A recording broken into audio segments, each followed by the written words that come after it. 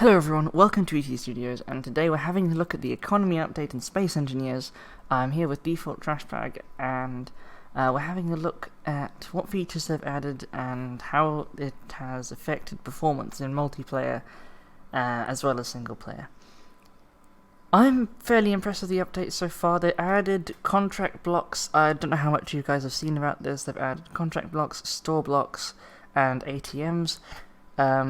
And space credits. Space credits are just money for space, and you can buy ships, you can buy materials, you can buy resources like hydrogen and oxygen, just like straight to your tanks and things like that. And you can do contracts through the contract blocks inside trading stations. The contracts are things like hauling things, where you can go in on really long missions and grab a bit of cargo that you have to bring back to the station or a specific point. There's search contracts where you have to find specific items in a certain radius of a location, and there's escort missions where you have to take a ship to a certain place or follow it and make sure it doesn't get destroyed. So it's fairly interesting, and here's some of our coverage of it. What are they? I don't know what the mods are. You picked them. Yeah, I picked them. We've got battle cannons and turrets. We've got my magneto-hydrodynamic cannon, which I am using Spacebar's model for because I don't have a model for it yet. And we've got pretty good speed relative to each other, all things considered. Yeah, and I'm going 99.5. Same. 99.56. So you will eventually catch up to me in like 100 years. What's your asteroid density? I haven't seen any. 0. It shouldn't be set to 0. Operative word shouldn't. It might be.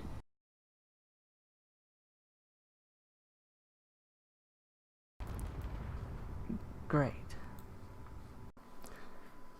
So after a while of getting the game working with economy, which is mostly because I think we started in creative and then switched to survival, so that won't work apparently.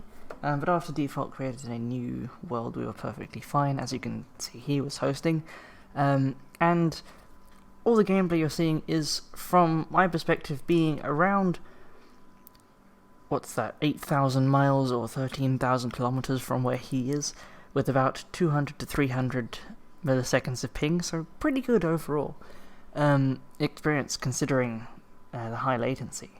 And I didn't notice too much going wrong at all, so I was pretty impressed the update hadn't broken too much on multiplayer on that side of things. Some people have said they've had some issues with sim speed. I haven't noticed them at all, so it might have affected certain hardware and things like that, but on my end, just running an older Intel machine with a 980 Ti NVIDIA graphics card, it seemed perfectly fine. We went around and found some trading stations from different factions and went to see how the reputation system worked. You have to be in a faction to be able to gain reputation with other factions, so make sure you create one immediately. And then, yeah, you can gain reputation with factions that you do work for, but whenever you do, you actually lose reputation with ones that you haven't. So you have to decide which factions you want to be friends with and which ones you don't, basically. And if you grind down parts of one faction's cargo ships, you will lose reputation with them, but you will gain reputation with others, like the space pirates, weirdly enough. I noticed that in the dedicated server I played on a bit later, but we'll talk about that in a second. But overall, it was pretty fun. We did an escort mission with 2 different ships, and it went pretty well. I then wanted to test, you saw in the footage there that I tested what would happen if I didn't complete it. It took a while for the ship to be destroyed, but when it did, I just lost reputation with that faction. And yeah, so now I wanted to see how dedicated servers would work, and we didn't actually do too much to do with economy itself. I wanted to see if they did anything particular with performance. But even though this server's running on relatively low hardware, I believe it's running on like an i5 650, like just the first generation i5, and 8 gigs of RAM, so nothing particularly special, and it was running really well. So I must say it's pretty impressive, and there's quite a bit of desync every now and then where I'll jump off a cliff and then it'll just pull me back to the top of it, but it was still very playable, and I didn't notice anything in particular other than that. That was pretty bad, and I don't think that was me only because of my latency. I did have very high latency, about 400, but even people like next to the server were having the same issue, so that may have been something that they did with this update, but I don't have any basis to compare because I haven't played on a dedicated server for a while, so I'm not sure if that's been a thing or not.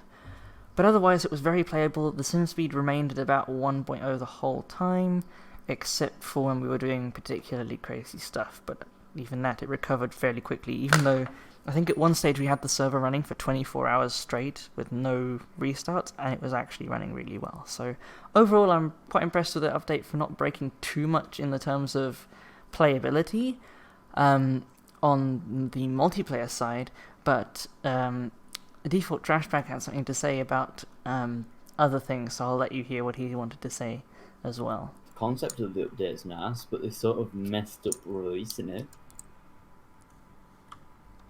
Are you happy with the small patch that they made? No, it didn't fix anything. Made some things worse. I mean, it allowed you to get the skins at least again, but like, it's still not like the performance isn't as good. Just laggier overall. I haven't really noticed a performance decrease. I can't work on my goddamn space station anymore. So it might be dependent on certain things, because I haven't really noticed a performance decrease. That is very unfortunate. Hopefully they'll make a new SE toolbox to replace the old one, which Keen broke, but you never know.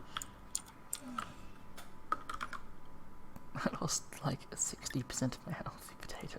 So there we have it. Obviously he wasn't particularly happy because they broke SE Toolbox, and that is something that a lot of people are a bit annoyed about, and larger grids are also just really not working at the moment when it comes to performance. Like, before the update he could work on his 170,000 block ship with a decent amount of FPS. It wasn't great, but now it's entirely unplayable.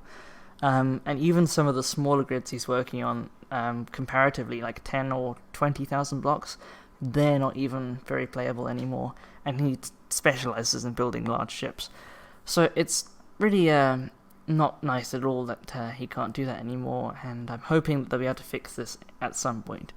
But other than that, I'm quite happy with the features they've added with Economy, and I can't wait to see what else they can do. So thank you everyone for watching. I hope you enjoyed the video, and I will see you in the next one. We have a Discord server below that you can join, and if you did like the video, you can press the like button and subscribe to the channel. Thanks for watching, and goodbye.